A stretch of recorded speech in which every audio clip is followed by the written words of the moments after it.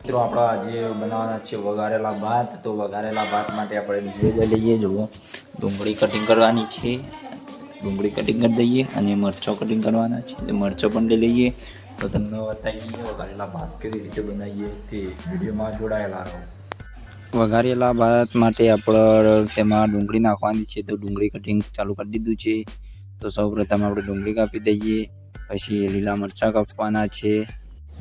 ડુંગળી કટિંગ થઈ જાય પછી આપણે મરચાં કટિંગ કરવાના છે નાના નાના, અને ડુંગળી પણ નાની કટિંગ કરવાની છે, જેથી ફટલાઈને ચડી જાય અને બળે નહીં. હવે આપણા મરચાં પણ કટિંગ થઈ જાય છે. પછી આપણે આગળ ચાલુ કરીએ. તો હવે આપણે બધા મસાલા લઈ લઈએ ભાત વઘારવામાં.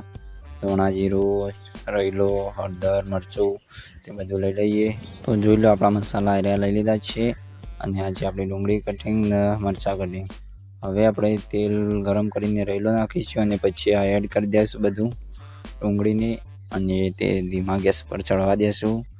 જોઈ લે ચડે છે, અને કંચીથી હલાવતું રહેવાનું જેથી ડુંગળી ચોંટી જાય ના.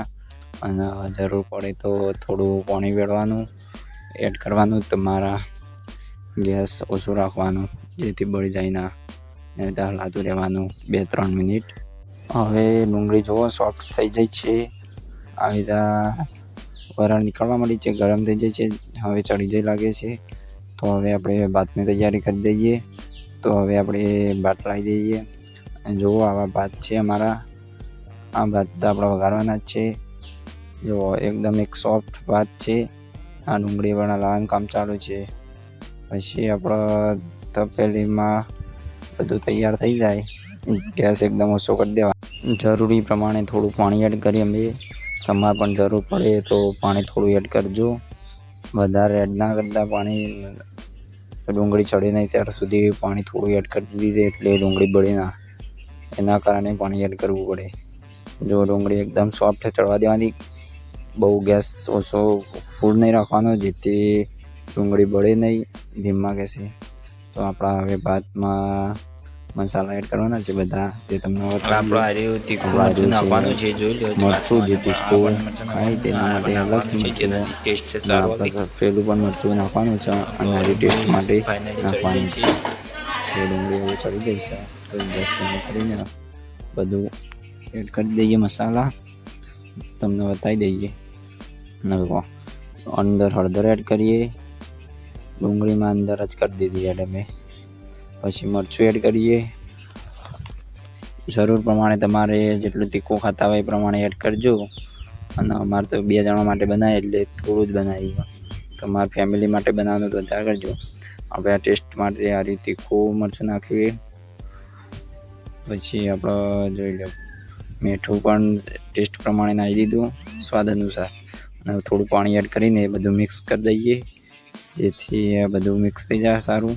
પછી આપણે અંદર ભાત એડ કરી દેવાના અને ભાત ચડવા દેવાના.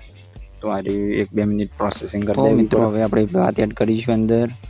જો ભાત એકદમ સોફ્ટ છે, જેથી ભાત ટેસ્ટી બનશે અને મજેદાર બનશે, જે ખાવામાં મજા આવી જાય. બધા ભાત કરી દીધા. હવે વણસીથી જલીને ભાત બધા મિક્સ કરી દઈએ.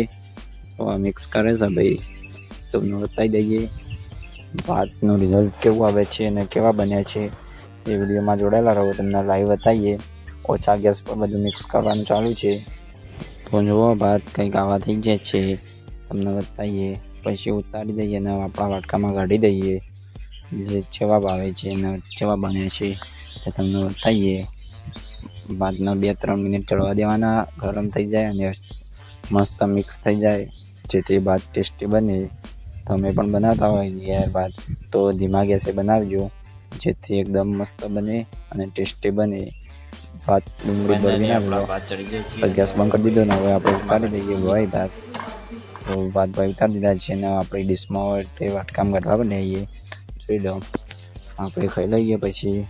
અને અમારો આ બ્લોગ ગમ્યો હોય તો લાઈક, શેર અને સબસ્ક્રાઈબ કરી દેજો. જય માતાજી મિત્રો, મળીએ નવા બ્લોગ વિડીયોમાં.